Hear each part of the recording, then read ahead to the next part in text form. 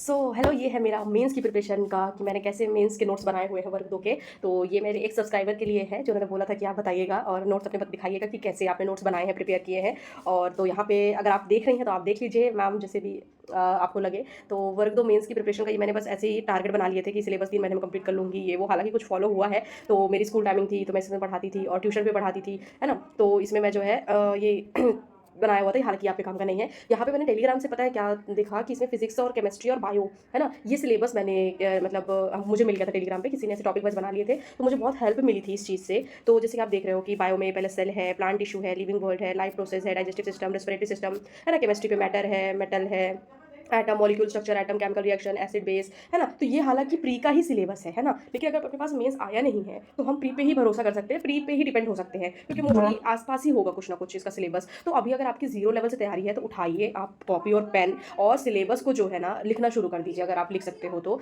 तो आप सबसे पहले सिलेबस लिखिए, और क्या होता है कि बायो जो है ना थोड़ी ईज़ी हो जाती है, तो सबसे पहले आप बायो से शुरू कर सकते हैं। अगर आप बिल्कुल ज़ीरो से स्टार्ट कर रहे हैं, तो आपका जो भी सब्जेक्ट इसमें से अच्छा है, सपोज़ बायो अच्छा है, केमिस्ट्री अच्छा है, फिज़िक्स अच्छा है, तो आप क्या करिए, सबसे पहले बायो उठाइए, ठीक है? बायो उठाने के बाद जो है आप सेल चैप्टर, ये मतलब बेस है देखा जाए तो एक तरीके से। आपको जब धीरे-धीरे आगे सब समझ में आएगा, तो सेल या हिंदी में कहें कोशिका चैप्टर। तो ये आप देखिए, ये क्लास 8th में जो है ये प्रॉपर तरीके से दिया हुआ है। आप एनसीईआरटी देख सकते हैं, आईसीएसई देख सकते हैं, किसी भी बुक पे देख सकते हैं ये चैप्टर। तो क्लास 8 के चैप्टर पे दिया हुआ है। उसके बाद अगर आपको समझ में मतलब अच्छे से समझ में आ जाता है, क्योंकि देखो साइंस बैकग्राउंड से तो आपको अच्छे समझ में आ ही जाएगा। फिर 8th के बाद आप 9th में फिर यही चैप्टर देखिए, फिर यही चैप्टर आप 10th में देखिए, फिर 11th में देखिए, है ना? 11th में भी दिया हुआ है। 11th में आपको पता है मोस्टली जाने की ज़रूरत नहीं है, इतना है कि आप 8, 9, 10th का देख के आप इसके शॉर्ट नोट्स बना लीजिए। और पता है इतने वन शॉट वीडियो दिए हुए हैं यूट्यूब में, आप उससे भी नोट्स देखकर बना सकती हैं। वो बिल्कुल एनसीईआरटी के नोट्स ही बनवाते हैं। तो आप जो है ना इसका भी देख के बना सकते हो। तो आप क्या कर सकते हैं कि जैसे सेल का कर लिया, तो आप 11th 12th पता है कब चाहिए? जब आपका ये पूरा सिलेबस मतलब हमारा किससे कहाँ से 6 टू लेके 10th क्लास तक ना कंप्लीट हो जाए। पहले आप इनको घिस के बिल्कुल करिए, और 6 से लेके 10th क्लास की एनसीईआरटी से आराम से करिए। और अगर आपको एनसीईआरटी नहीं भी मिलती है ना, तो आजकल वन शॉट वीडियो फिजिक्स वाला है,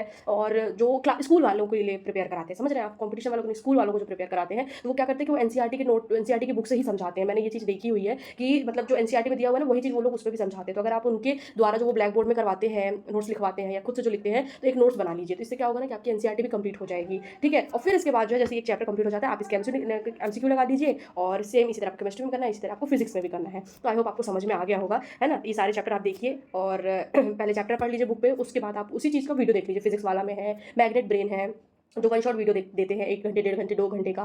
तो उसमें क्या रहता है कि वो बिल्कुल शॉर्ट में चीज़ें बिल्कुल जो एनसीईआरटी पे दी हुई है, उसको सब कचरा साइड करके जो मेन चीज़ होती है, वही चीज़ जो है वो दे देते हैं। और उससे क्या होगा कि आपके एनसीईआरटी के नोट्स मिल जाएँगे। और अगर आपको एनसीईआरटी बुक नहीं मिलती है, तो एक एनसीईआरटी ऐप है, उसको आप डाउनलोड कर लीजिए, उसमें आपको पूरी बुक मिल जाएगी, और उससे आप कर सकते हैं, हिंदी, इंग्लिश दोनों में होती है। तो आई होप समझ में आएगा, और कुछ और क्वेश्चन है तो आप मुझे कमेंट सेक्शन में बता सकते हैं। तो आप यहाँ पे देख सकते हैं कैसे अंशु परमार जी ने मुझसे रिक्वेस्ट की थी, तो इसलिए मैंने ये नोट्स दिखा रही हूँ मैं। तो ये है मेरे एमपीटेट वर्क 2 के शॉर्ट नोट्स, और जो अंशु परमार जी एक सब्सक्राइबर है मेरी, तो वो अब मेरे साथ जुड़ी हैं। तो उन्होंने कहा था कि आप दिखाइएगा अपने इंग्लिश मीडियम के नोट्स कैसे, क्योंकि वो भी इंग्लिश मीडियम की हैं। तो आप अंशु जी देख सकती हैं कि मेरे वर्क 2 मेन साइंस के कुछ इस तरीके से नोट्स हैं जो मैंने बना के रखे हुए हैं। तो यहाँ पे मैंने केमिस्ट्री के नोट्स बना के रखे हुए हैं। तो यहाँ पे मेरा केमिस्ट्री है, यहाँ पे आप देख सकते हो सारी चीज़ें A to Z, जो कॉन्सेप्ट है वो।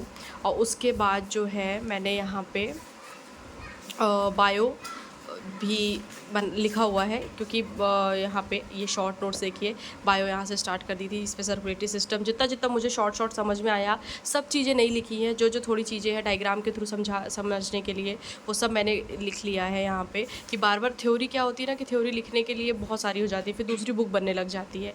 तो इसीलिए जो है मैंने डायग्राम के थ्रू बायो के नोट्स भी बना के रखे हुए हैं यहाँ पे। तो ये सारी चीज़ें हैं जितनी, रेस्पिरेटरी सिस्टम हो गया, और ब्लड क्लॉटिंग वगैरह हो गया ना, तो ये सारा श्वसन तंत्र और ये मैकेनिज्म, ये मेरे छोटे भाई ने किया था, तो इस पे मत जाइएगा। फिर यहाँ पे आ जाएंगे तो एक्सक्रीटरी सिस्टम हो गया, है ना। तो ये सारी चीज़ें जो है मैंने, एंडोक्राइन सिस्टम हो गया, तो यहाँ पे ये सारी चीज़ें हो गई, इसके छोटी छोटी चीज़ें कि ये क्या होता है, इसे हार्मोन कौन सबसे पहले डिस्कवर किया था, फर्स्ट हार्मोन डिस्कवर किसने किया था। तो छोटी छोटी चीज़ें जो है ये मैंने लिख रखी हैं। आप बताइएगा कमेंट सेक्शन में कि आपको कैसे लगा है। और यहाँ पे मैंने फ़िज़िक्स का जो है ना थोड़ा बहुत अभी बनाया है, यहाँ पे देखिए पूरा ये बायो का है। और इसके बाद जो है आप लोग वीडियो पॉज करके भी देख सकते हो। और इसके बाद जो है मैं यहाँ पे देखूँगी, तो ये फ़िज़िक्स का भी मैंने बनाया हुआ है, लेकिन अभी मेरा फ़िज़िक्स का पूरा नहीं हुआ और अभी मेरी आधी तैयारी है, क्योंकि मैं महिला सुपरवाइज़र के भी नोट्स बना रही हूँ। तो इसीलिए मेरी अभी फ़िज़िक्स की थोड़ी आधी है, लेकिन बायो केमिस्ट्री की पूरी हो चुकी है। बस इनको रिवीजन करना है और MCQ लगाना है। तो आप बताइए कमेंट सेक्शन में आपको कैसा लगा।